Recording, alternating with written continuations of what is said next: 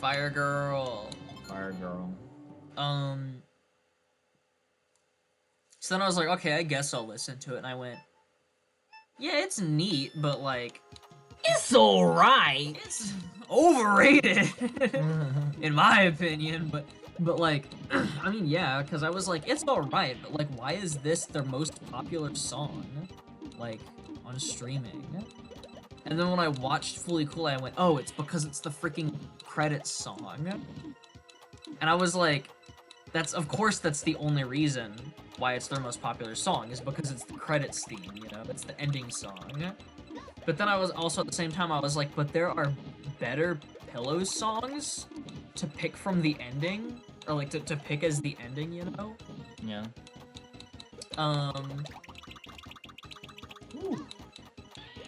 But like, Right on Shooting Star is like so culturally accepted as like being the Fooly Cooly ending that I'm like, I just couldn't think of like anything that would be like it, because like Right on Shooting Star is a good ending song, you know?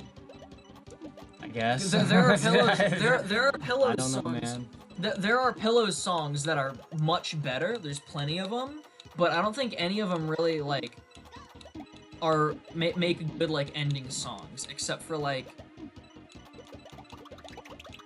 I don't know, Beautiful Morning with You, which is also part of the Fully Cooley soundtrack.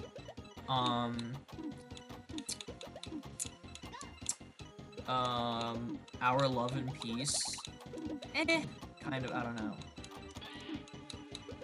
I mean, Sayonara Universe is actually a good one, but the only reason why I say that is because of that fan animation where someone made an Oyasumi Pum Pum ending with that song. I actually quite like that video, and in fact, that was the video and that song that made me want to listen to the Pillows. Because I was like, the Pillows, aren't they the Fooly Cooly band? Having not seen Fooly Cooly. But I was like, but that song is neat. There's nothing else right now.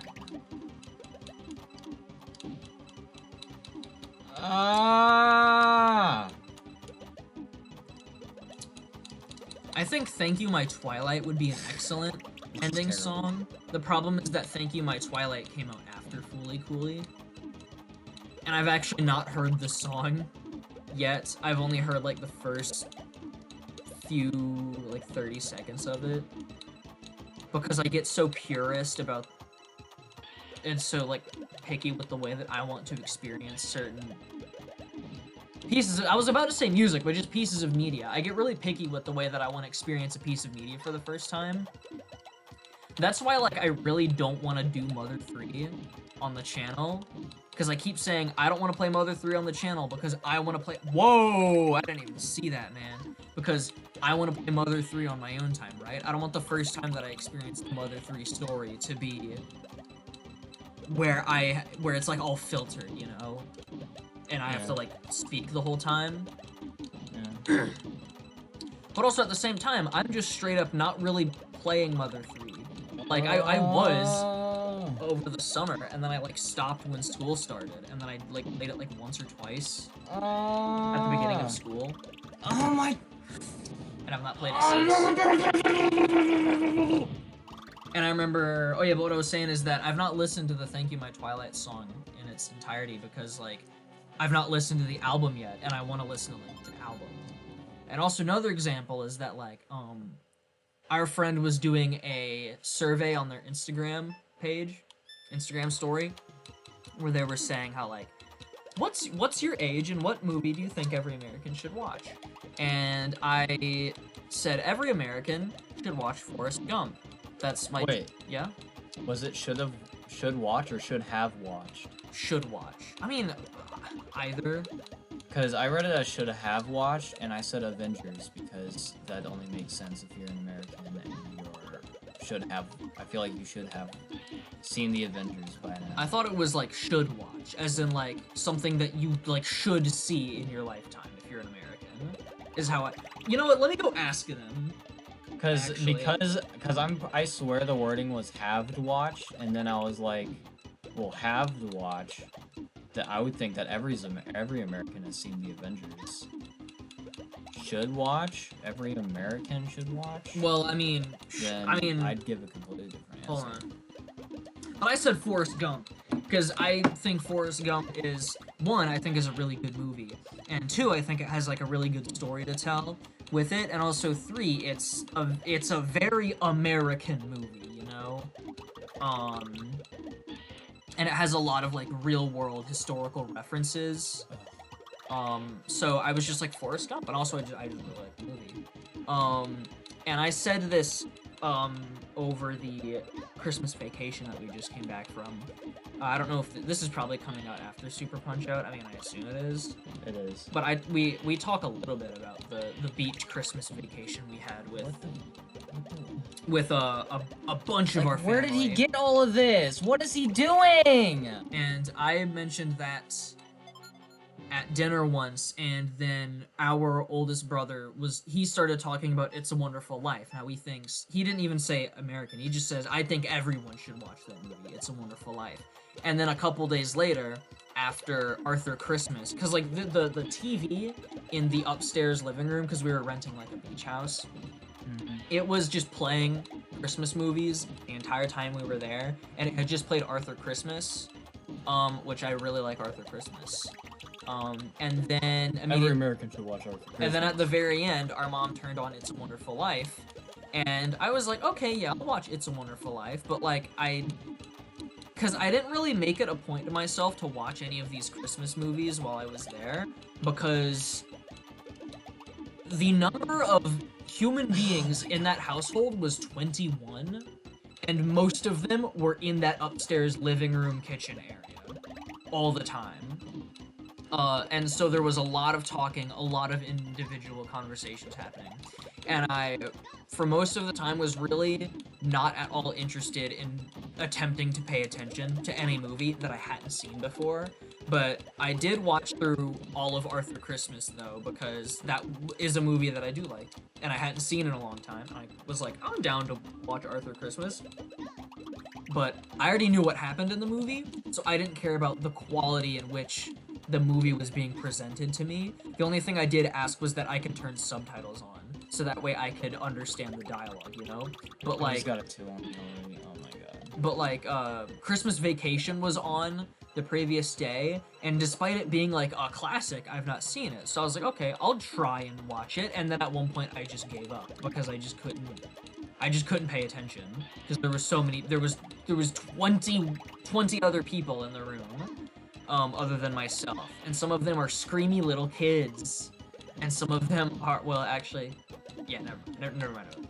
Basically, then at one point our mom turned on It's a Wonderful Life, and I was like, okay, I'm gonna try and watch It's a Wonderful Life, and then I was like, I just can't watch it like this. I can't have the first time that I watch a movie like It's a Wonderful Life be in this environment, so I just didn't even try to watch it, because again, I get really picky about that. Oh my gosh, for once I've actually been watching The Dragon, because I'm really just like mindlessly talking, like this is word barf is what this is.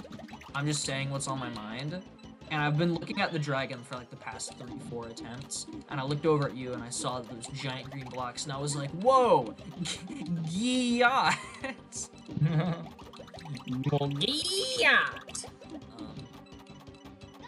Yeah, the pillows are neat. I think their music can be a little samey, which sucks. I think their first album, Moon Gold, is really boring. I think their second album, White Incantation, I don't remember. I think that one's also really boring. It's like the exact same as the previous one, because they're both like pretty generic, like jangle pop albums. It's just that they're in Japanese. Then their next album, Cool Spice, is actually pretty neat because it kind of leans way heavier into the lighter sound that the previous two albums have in a way that they don't. So it's like a bit more jazzy and a bit more like bossa nova inspired, and it's really neat. And it still has a couple like more rock stuff. And then their next album, Living Field, is neat. It's kind of like a balance between the two, and you can tell that they're starting to get a little more experimental. And then with their next album, Please Mr. Lostman, it's like they just dive headfirst into the alternative rock sound that they would then adopt for the rest of their career. Although again, there are many parts on that album that are a bit lighter than I would like them to be. and then I think Runner's High is overrated. That album is forgettable. Maybe I just need to listen to it some more, but I did not care for it at all. And then Happy Bivouac is goated, filled with bangers. Happy Bivouac is a banger. Rush is a banger. Last Dinosaur is a banger. Crazy Sunshine is a banger. Our Love and Peace is a banger. Beautiful Morning with You is a banger. And Advice is a banger. Great album. Funny Bunny is overrated. And then I've also listened to My Foot, and My Foot's pretty underrated. I'm not gonna lie. I like My Foot a lot. I think the songs My Foot, Rock and Roll Sinners, Sayonara Universe, The Third Eye is great. So does Sayonara Universe. Oh, I'm so stupid. Gazelle City is alright. I like Gazelle City. I'm trying to not do this. But like My Foot also just has a lot of cringe on it, like non-fiction, and the Lovers song, what's it called? Pretty Lovers? I don't remember. Like, those songs are kind of cringe. Oh, no, dude, March of God, or March of the Gods, I don't remember what it's called. That song's awesome. That song's, it's probably their best instrumental that I've heard.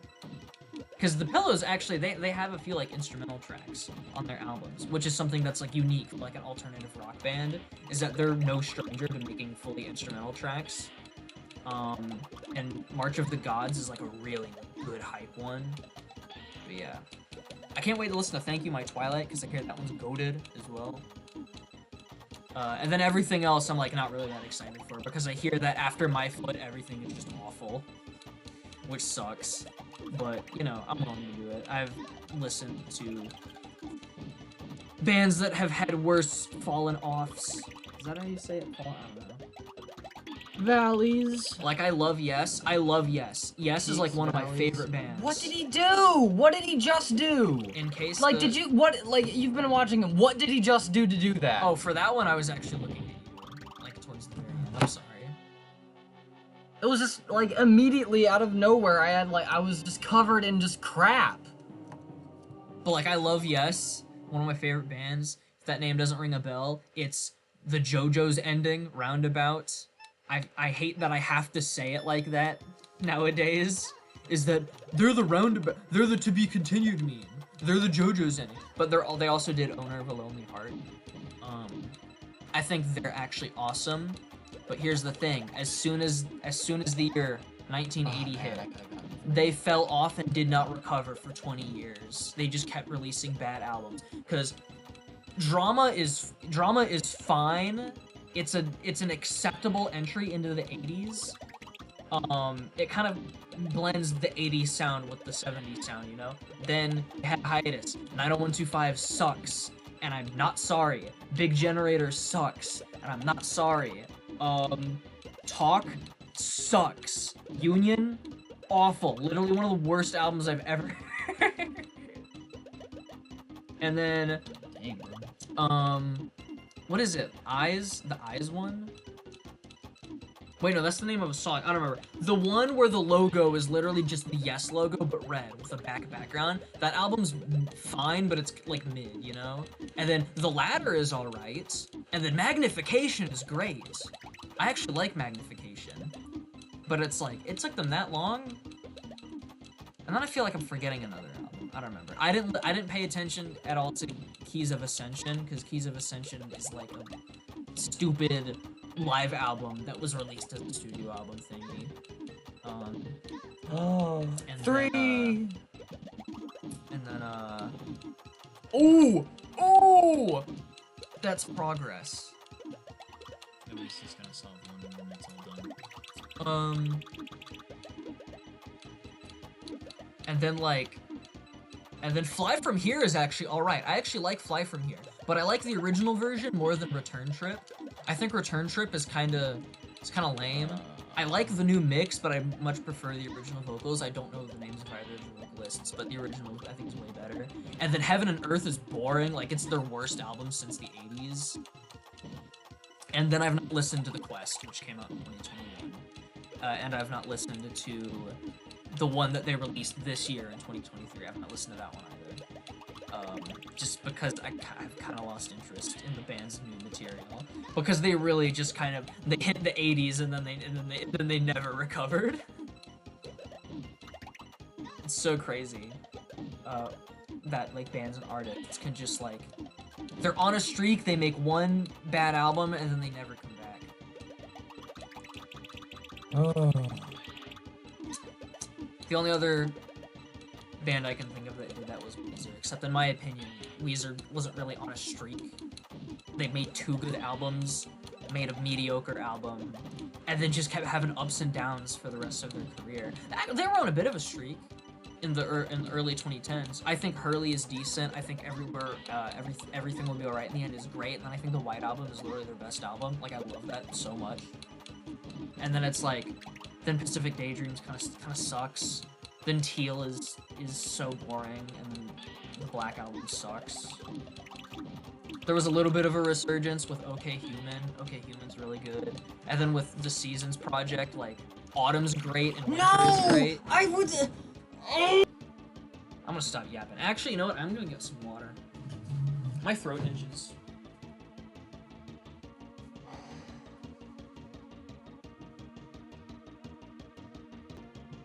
I don't care what the game is. This could be Kirby. This could. No, it could be Kirby. My water's like almost empty. This That could kinda be like sucks. sewing the video game. The thing is that if I keep losing like sewing the video game 40 minutes in a row, I'm going to get to the point where I just start screaming. I don't care. Like, this is such a cool game. This is such a nice little fun game in terms of vibe. And then there's the hardcore games. I don't care. If I'm losing at a video game for like 40 minutes straight, it's mind-boggling, dude. This is the session where I'm supposed to beat this game, but it's just, I just feel like it's random. Because I'm not a super genius. I can't create like 4 times combos at the perfect moment, and I can't like take a moment to look at the other dude's screen and be like, oh, am I wobbling him right now? Should I hit him right now? Is he calm right now? When should I hit him? But it's like, I can't do this. It's so Haven't you random. Haven't you beaten this game? I've beat this game on every single difficulty. I've been on easy, medium, and hard, and I did it with save states, and it's just randomness, dude. It's just randomness, dude. It's just monkeys on a typewriter, is what it feels like. That's what I think that was already a bit with Wario's Adventure. Like, I feel like right now I just want to move on to, like, Ghouls and Ghosts, so that way I can play a game where I actually have, like, cadence and whether I lose or win. Because that's what it feels like right now. It feels like I'm just, You're like... gonna let the Fire Girl die forever? I feel like I'm playing... No, I can just load later. Okay. But, like... But what if you win, and then the Fire Girl's dead? She's dead, dude. She's Fire Girl. That's why I played as her, because I don't really care about Fire Girl. This is what happens when you play Panel to Pawn. You put your first pawns first, and you play Panel to Pawn. These girls are just pawns to me. They're just, they don't matter. You think anything matters? Nothing even matters. I pushed the block and died again. But It's in the almost as end, if it doesn't even it matter. doesn't even matter. It doesn't even matter.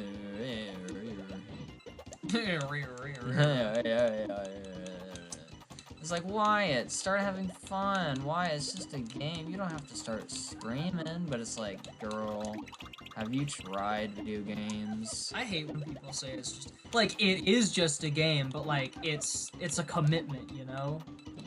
No, I get it's just a. I get it. I get it's just a game. But I don't. Like, and I get yelling at games too, because it's like, if you say, like, you're gonna do the same thing too. It's like if you yell at a video game and then somebody like, say this big burly like football watcher comes by and he's like, why are you getting so mad at a video game, you freaking stupid liberal? But it's like, dude, if you tried to put like an IKEA shelf together and you were struggling with it for 40 minutes, there'd be a point where you started punching the wall. Like, I remember one time our mom, I was on the phone with Wyatt, and our mom was on one end and I was on the other end, and I was playing a video game while on the phone, and our mom had just got off work, and she made a joke about like getting ready to like shoot somebody over work because she was like so worked up and upset. And then I said, I'm ready to shoot somebody over here, and then she was like, what are you doing? I'm like, playing a video game. And then she was like, don't shoot anybody over a video game. And I was like, don't Don't shoot shoot anybody anybody over over work. work. I was What? like, why are you Excuse me? allowed to be irrationally upset about something and I can't Yeah. just because it's a video game? Like,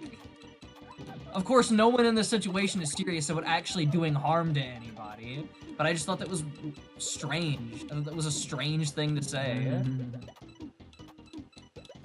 Granted, joking about how you're ready to shoot someone over something, I think is already a strange thing to do in the first place. Well, there will be tons of times where our mom will be like in the bit and then just get out like immediately and like almost like there's no way I could tell that you're about to like get out of the bit like immediately.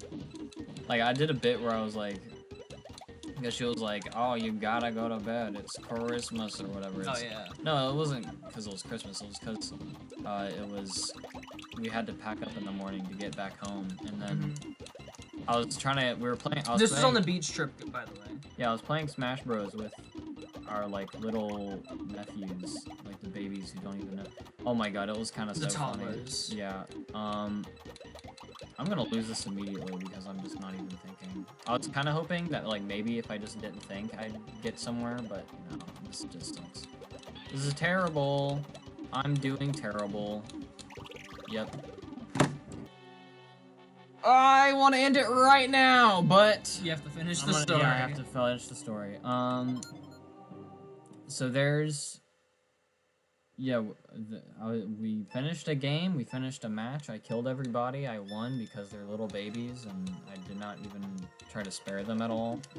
It was weird because my... I'm just imagining like the scene where the Hulk is like bashing Loki, and it's like and I didn't spare them at all. That's exactly what it yeah. looked like. And, Wyatt playing video games with our nephews. pretty much, my nephew was he was literally geeking out right now.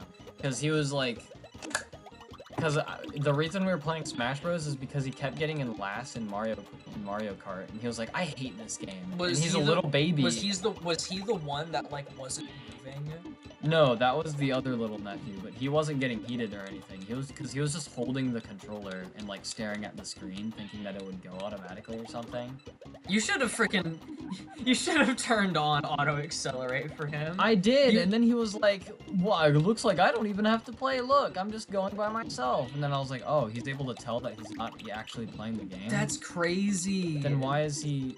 Then how come the second I actually turned the auto accelerate off, he's still just staring at the screen? So he's old and that's so right? It's so bizarre. Because I was gonna say you should have just pulled the trick that like every like older sibling in the 80s did, where it's just like it's a one-player game, but two controllers are plugged in, and you're just like keep pressing A, buddy. You're doing stuff. Whoa, really? Like there was I don't remember what the context was, but there was a bit that Bizabizao did in one of her videos where she kept bringing up like the fake multiplayer thingy, and at one point she was like, just keep mashing A, alright? You gotta kill the Goombas for me. But I don't remember what the context was. Oh yeah, I remember that. Yeah. I remember that. That was one of the I love FNAF Bizabizao. She's so funny. FNAF videos because that's the only thing I watch about from her. But anyways. I'm liked and subscribed. Well, I'm not liked. I'm just subscribed. I don't like YouTube videos. Liking a YouTube video, that's so awful. But make sure you like the video. I'm kidding. Like this video. But Did it glow? Did it glow up? Did the like button glow up when I If smashed that's that supposed like to do button? that normally, I think that only happens when it's like a word from God. I think it's like the only way it happens. I think it's because like somebody, a higher power is speaking directly to you. Like the video, like and subscribe. Anyways, Wyatt, so what was happening when you were turning Smash Bros off? We were on the winning menu, and I clicked A because, you know, yeah, that's how you leave that menu, and then my mom saw that, she was like, A, and I was like, what? I'm closing the game, and then I was explaining how Smash Bros. Works. She was like, oh, okay, thank you for explaining it to me, and then I was like, I don't like your tone, as a joke, but then she was like, you don't gotta like my tone, and I'm like, whoa! Girl, go to bed. Like, what the heck, Go to girl? bed. Girl, you need a shot. Oh shoot! It doesn't help that I keep watching this. It doesn't help that I keep watching the dragon and thinking it's you, and I'm like, you won! Oh. Like I'm literally like I'm so like brain dead. Like I'm watching Right? the opponent and thinking it's you, and I'm Right? like, oh, he won, and then he didn't. And this is like the third time it's happened. Like, Mr. I really Demetrius think DeMarcus it's Bartholomew just Thames, third junior. impossible. I think it's just impossible. We can come Third back another junior, day. but I really do not care. Here's the thing. This is medium. There's... Oh, this is medium! Yeah. This isn't the last guy. There's like... Okay, who is it? On hard, you get to... On easy, I think this is the last guy. I think there's one person after this person. Because then there's like... What happens? I think there's like a lady, and then there's like a guy. You fight the guy on the hardest difficulty. You fight the lady on medium difficulty, and you just fight the dragon on easy. And we're on medium, I think. So this isn't even the last guy. Is he a pretty guy? And he's impossible. I think he's like... If I remember correctly, he kind of looks like Hades from Kid Icarus. But, I don't know what that looks like. Why? Because I've not played Kid Icarus. Me neither! Ryan. I was making a joke asking if the dude was pretty, and you're like, he looks like this character that you've never heard of. My bad. I've never heard of him either, but anyways, I'm gonna end this recording Hold right on, here. hold on. You have to get my live reaction to Kid Icarus Hades. Kid Icarus. Yeah, it kind of looks like that. Put What? Hades on screen. Ew. In my paneled upon? Yeah. Dude, I expected him to look like young Satoru Gojo, bro. Why would the final guy look like Gojo? I literally expected him to be like a Tumblr sexy man, like pretty boy. Because it's all like fairies. Because and it's all stuff. like fairies and, And like he's cute girls I'm and the stuff. master fairy. Yeah, like I thought he would be like a No, he's like a demon lord. I thought he'd be like a like a posh like No. I don't know, like a prince figure, you know? That's what I was imagining. I see. I didn't realize it was like a demon lord. I see hot. Anyways, we're gonna end